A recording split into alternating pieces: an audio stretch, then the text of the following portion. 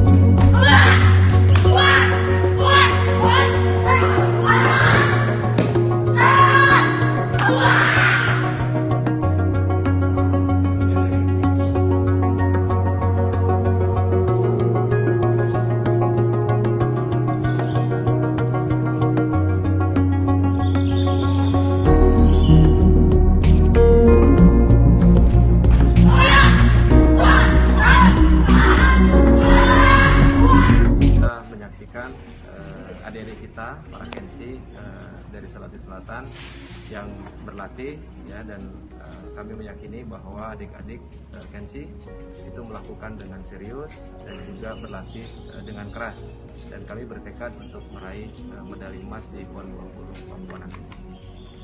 Berapa medali Pak targetnya Pak? Kami targetkan 2 medali itu yang menjadi target kami, sehingga kami yakini bahwa atlet kami akan membawa 2 medali. Jadi insya Allah nanti bulan Agustus kita masuk di Explosive Power. Dengan target yang diberikan oleh Pak Ketua bagaimana Kak? Doakan saja. Pokoknya warga Sulsel doakan kami. Insya Allah kita berikan yang terbaik untuk Sulsel.